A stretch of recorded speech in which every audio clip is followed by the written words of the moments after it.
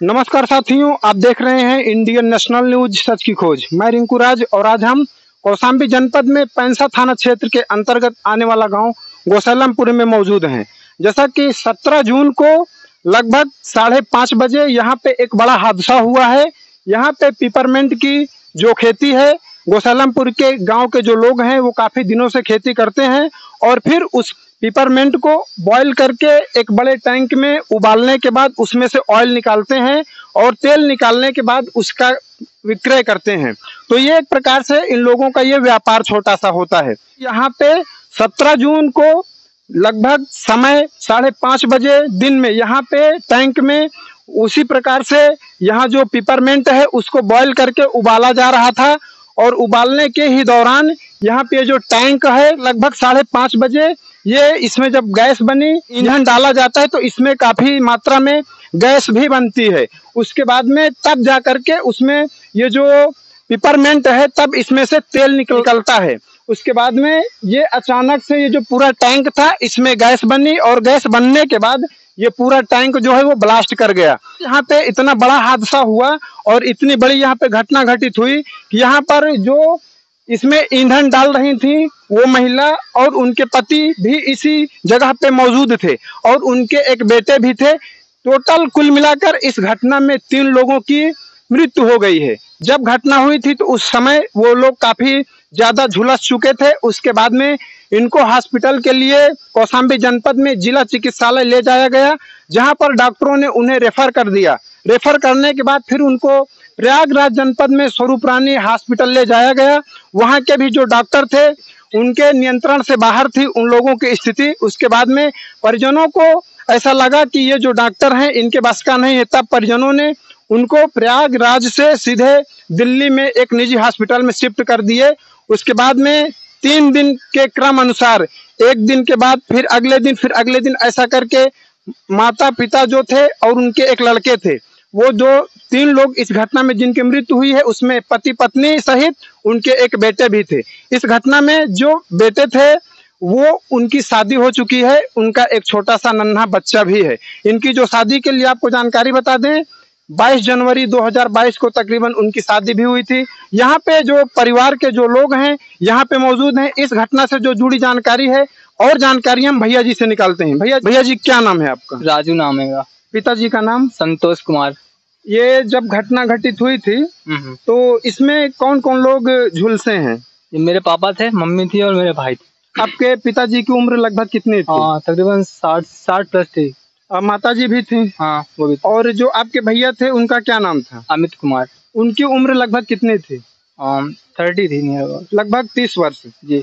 और जो आपके भैया थे उनका क्या नाम बताया आपने? अमित कुमार। अमित कुमार। अमित कुमार के कितने बच्चे हैं? एक बच्चा है। एक बच्चे हैं। ये जो अमित कुमार हैं इनकी शादी लगभग कितने वर्ष हुए हो गए?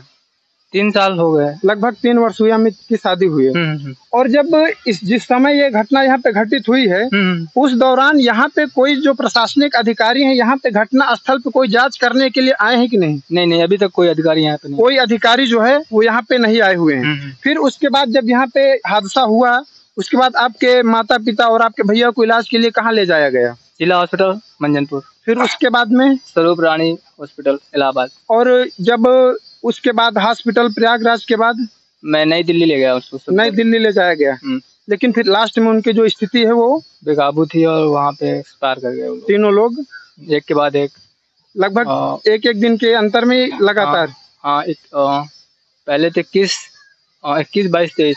21 तारीख को 21 तारीख को कौन एक्सपायर किया? पापा। 22 को मम्मी और फिर 23 को आपके भैया। प्यारे साथियों, यहाँ पे एक बहुत बड़ी घटना, हृदय विदारक घटना सामने निकल कर आ रही है कि जिस प्रकार से 21, 22, 23 3 दिन लगातार पहले पिता फिर माता और फिर उनके बेटे की इस घटना में उनकी इतनी हालत खराब हो गई थी कि डॉक्टरों की कोई भी कोशिश नहीं चली। पूरी तरह से लास्ट में उनकी क्रम अनुसार उनकी मृत्यु हो गई है।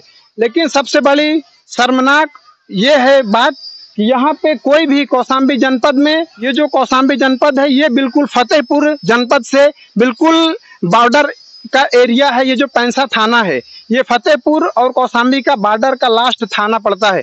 लेकिन ये जो तहसील है, ये तहसील सिराथू लगता है। यहाँ पर ये जो घटना घटित हुई है, ये पूरे जो लोग हैं ये विश्वकर्मा परिवार से ताल्लुक रखते हैं। और यहीं की जो पल्लवी पटेल जो विधायक हैं वर्तमान में सिराथू विधानसभा की, ना तो पल्लवी पटेल पीड़ित परिवार से मिलने आई, ना ही यहाँ के कोई जनप्रतिनिधि जो कि परिवार की ना पीड़ा सुनने के लिए आए, ना यहाँ पर जो घटना घटित हुई है उस परिजनों को ढांढस बंधाने के लिए नहीं आए कि आखिर तुम्हारी स्थिति क्या है। ये तो ऐसा लग रहा है कि यहाँ के जो जनप्रतिनिधि हैं बस और बस केवल जब इनको वोट की आवश्यकता पड़ती है तभी ये क्षेत्र में आते हैं, तभी इनको एक एक गांव की याद आती है, एक एक व्यक्ति की याद आती है, तब ये जाते हैं क्षेत्र में भ्रमण करते हैं एक एक घर का। लेकिन जब ये जो लोग हैं इनके साथ जब ऐसी कोई अप्रिय और बड़ी घटना घटित होती है तब वहां पर कोई पुलिस प्रशासन के कर्मचारी और ना ही कोई जनप्रतिनिधि परिवार का सहयोग करने के लिए यहाँ पर नहीं आए हुए हैं।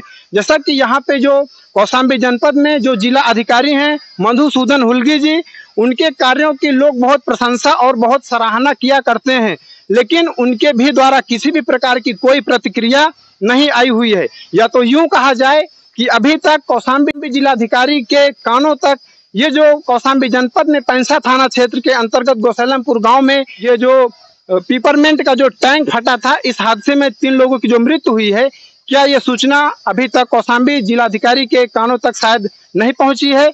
और भी जानकारी इससे जुड़ी हुई भैया जी से निकालते हैं।